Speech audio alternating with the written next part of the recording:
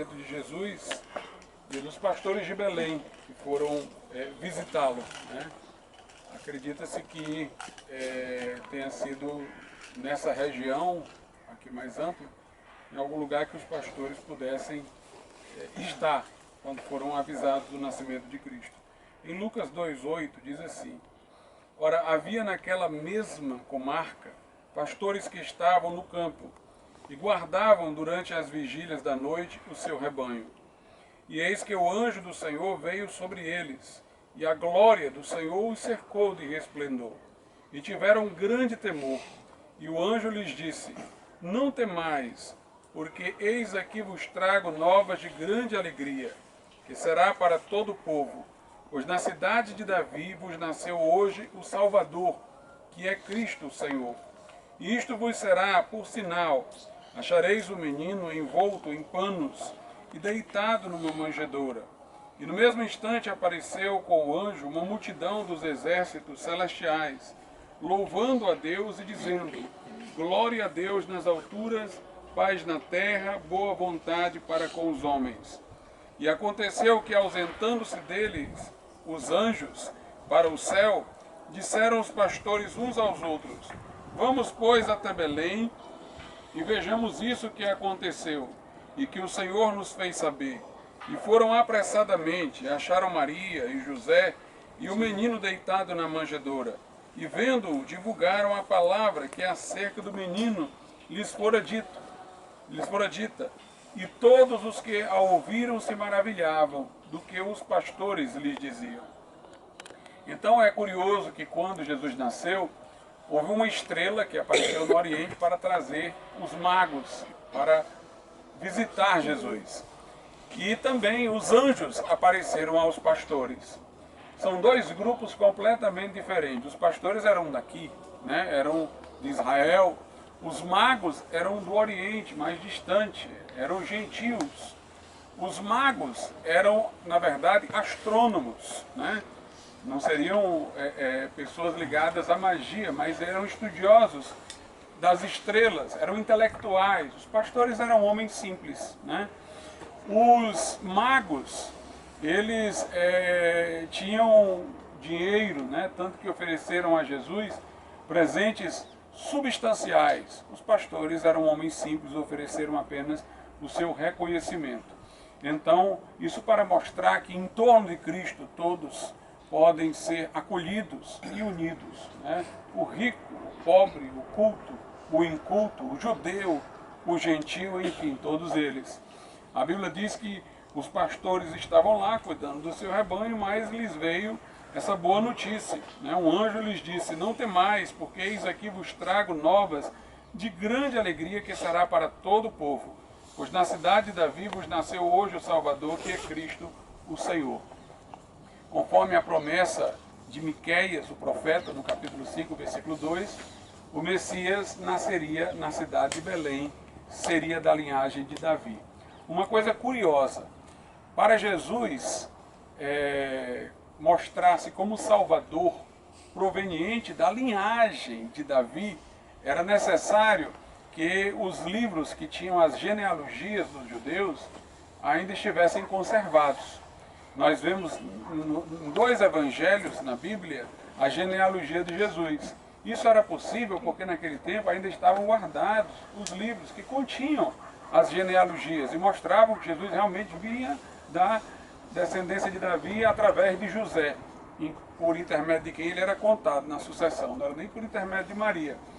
Mas, hoje, se um Messias aparecesse, ninguém teria como saber se ele era da descendência de Davi. Porque com a destruição de Jerusalém, do templo, esses registros foram destruídos, né? E não se teria mais como saber. Ou seja, o Messias teria que ter vindo naquela época mesmo, né? De qualquer forma. Então Jesus nasceu em Belém, conforme o profeta Miqueias, da linhagem de Davi, numa época em que isso ainda era passível de ser comprovado.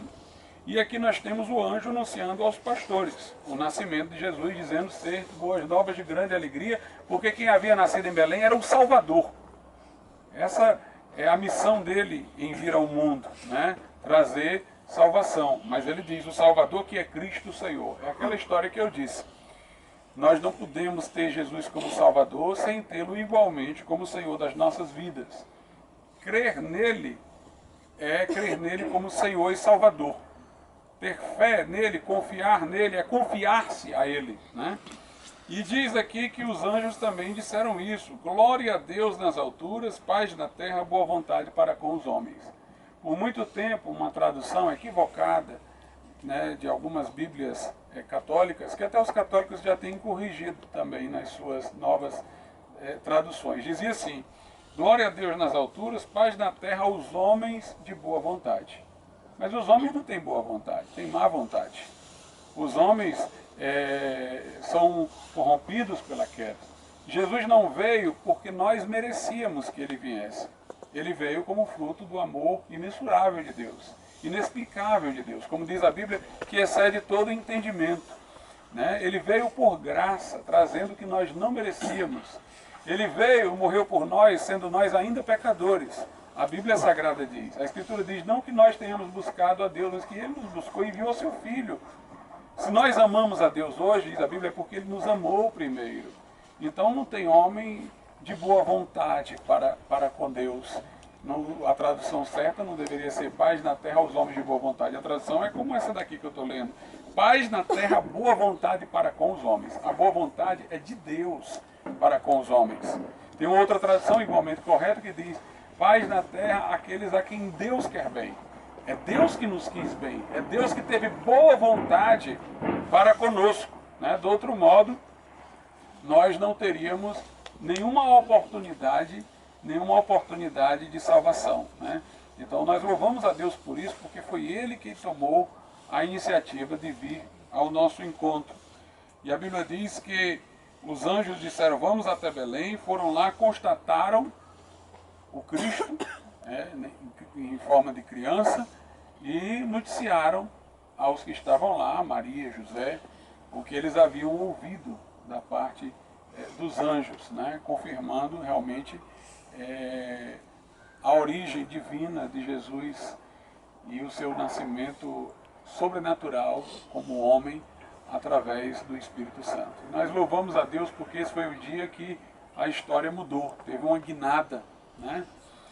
Nós ficamos a imaginar como seria o mundo hoje sem que Cristo tivesse vindo ao mundo. Uma das coisas que se costuma dizer é o seguinte: tanto em civilização, por exemplo, islâmica, como em civilização cristã, muitos erros foram cometidos. Nós não podemos negar. Inquisição, cruzadas, muitas coisas assim equivocadas aconteceram. Mas o cristianismo ele tem um poder de autocorreção. Por quê? Porque os homens que se dizem cristãos fazem as coisas erradas, mas eles podem ser confrontados com o comportamento do próprio Cristo, né? Eles podem ser confrontados com aquilo que Jesus ensinou no Sermão do Monte, que é diferente do que eles estão fazendo. É diferente de um islâmico. A civilização islâmica ela nunca consegue encontrar assim, uma situação mais de paz e tal, porque eles não têm estrutura de superação. Quer dizer, o islâmico está lendo lá sobre Maomé, como Maomé conquistou outras tribos, né? Impôs o islamismo através de batalhas e tal. Esse é o herói deles, né? Por mais que cristãos tenham feito isso, cristãos nominais tenham feito isso ao longo da história, por inquisição, forçando pessoas à fé e coisas desse tipo, né? Eles não podem dizer que Jesus fez isso, né? Ao contrário, Jesus ensinou a gente a orar por aqueles que nos perseguiam, abençoar aqueles que nos maldiziam, né? Deus como exemplo, diz assim: como eu ame ao próximo assim como eu vos amei, é um novo mandamento que eu deixo para vocês. Então sempre que alguém fizer alguma coisa errada dizendo-se cristã, ela tem a Bíblia cristã para se opor. No caso do Islã, eles não têm um livro para se opor. O Alcorão tem a noção de jihad, tem a noção, por exemplo, os outros livros, de que no final os muçulmanos vão atacar os judeus, o povo do livro, vão prevalecer em batalhas. A história de Maomé é uma história extremamente sanguinolenta, então por isso que o negócio lá parece que não consegue avançar. E o Ocidente hoje perde muito por abandonar suas raízes cristãs, né? Porque ele vai perder a possibilidade de autocrítica, né? Se ele pode olhar para trás e dizer que em nome do cristianismo, da cristandade, muitas coisas erradas foram feitas, também poderá identificar que em nome do mesmo cristianismo essas coisas erradas foram superadas. Quem foi o responsável pelo fim da escravidão na Inglaterra? A Inglaterra era um país nominalmente cristão. Mas quem foi o que grandemente lutou para o fim da escravidão? Wilberforce, que era um cristão, né? Então, se o errado foi um cristão que fez, ou uma pessoa que se dizia cristã, foi um cristão que superou em nome da palavra de Deus. Se você olhar, por exemplo, quem lutou pelos direitos civis dos negros nos Estados Unidos, mesmo depois do fim da escravidão, Martin Luther King, com discursos teológicos, né? Então o cristianismo ele tem remédio para as suas próprias doenças. As doenças são os homens que se dizem cristãos, e o remédio é a palavra de Deus, né? Os grandes campeões da luta para abolir a escravatura lá nos Estados Unidos foram Quakers, foram batistas, que lutaram contra a escravidão, os que eram contra, em nome do cristianismo. O próprio John Wesley, Charles Finney, em nome de argumentos teológicos, fizeram oposição à escravidão. Até aqui no Brasil, o grande intelectual do abolicionismo, né, tirando Castro Alves, foi um poeta, Joaquim Nabuco, ele se inspirava nos protestantes ingleses que lutaram lá pelo fim da escravidão. Então o cristianismo ele tem esse remédio para os problemas dos homens. Os homens são sempre os mesmos, né? Durante a Idade Média, por exemplo, convertia-se um rei bárbaro, daquelas tribos bárbaras, depois do fim do Império Romano. Aí o cara que dizia se convertido, às vezes porque o filho dele estava doente, o monge orava, era curado, aí ele resolvia abraçar o cristianismo só de nome, para poder mostrar uma gratidão para com aquele monge que orou pelo filho dele. Aí ele impunha todo ao seu grupo o cristianismo. Mas aquelas pessoas não tinham uma conversão. Então elas vinham com seu espírito bárbaro. Continuava, eles eram bárbaros, continuavam, sendo que agora com o nome de cristão. O processo para que o cristianismo realmente pudesse infiltrar suas ideias nesse povo demorou muito, né? E enquanto eles mantinham aquele fervor bárbaro, eles sentiam necessidade de lutar, de ir para a guerra. E aí isso era canalizado pela própria religião inadequadamente na forma das cruzadas, por exemplo.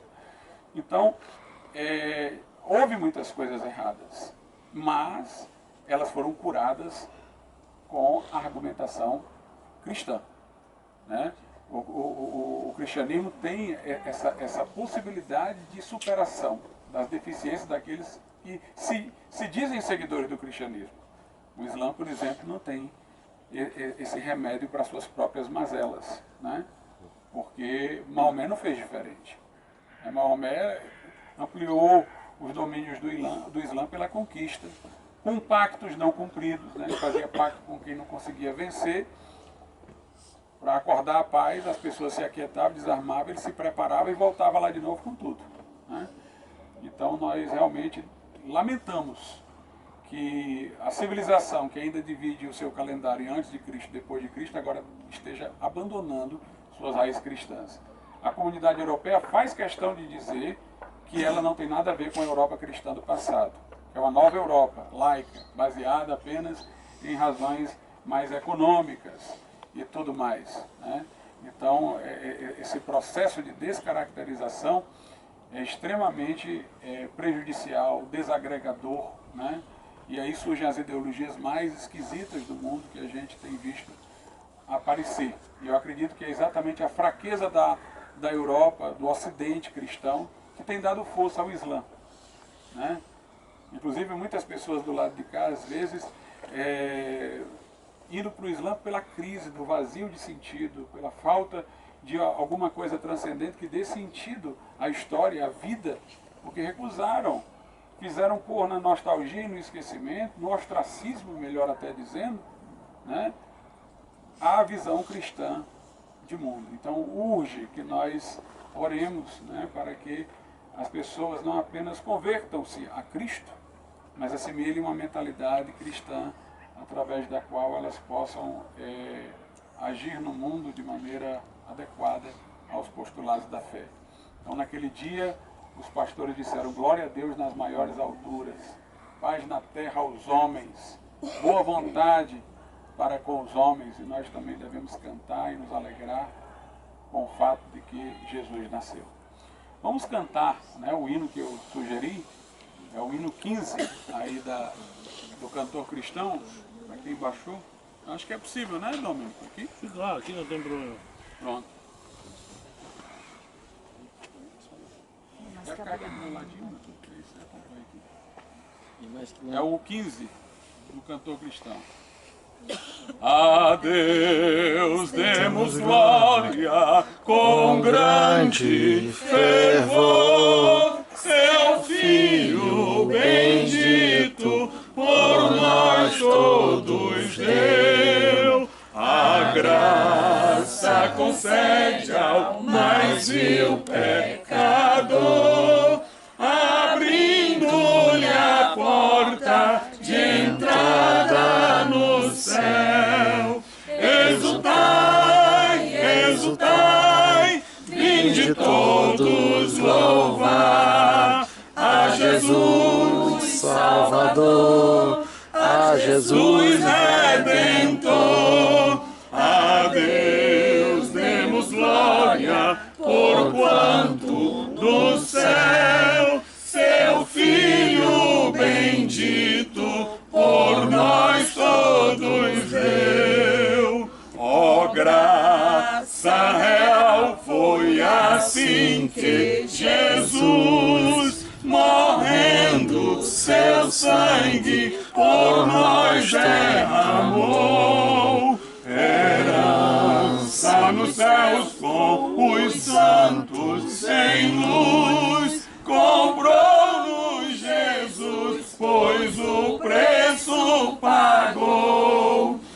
Exultai, exultai, vinde todos louvar a Jesus Salvador, a Jesus Redentor. A Deus demos glória, porquanto do céu seu Filho bendito por nós todos deu.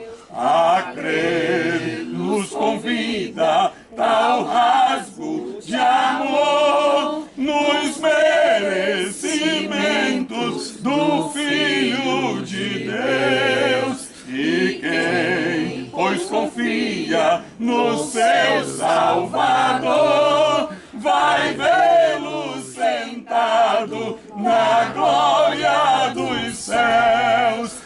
Exultai, exultai, vinde todos louvar a Jesus Salvador, a Jesus Redentor. A Deus demos glória, porquanto do céu seu Filho bendito por nós todos deu. Aleluia. Amém. Vamos orar a Deus nesse momento. Santo Deus, nosso Pai, te agradecemos porque o Senhor rasgou os céus e fez descer das alturas o Verbo que se encarnou, o Filho de Deus.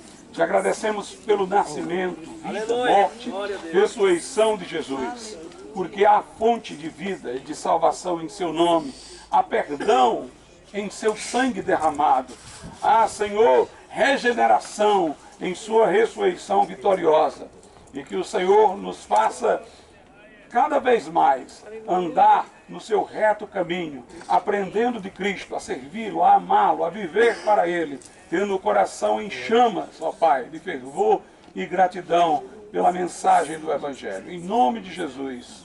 Amém, Senhor.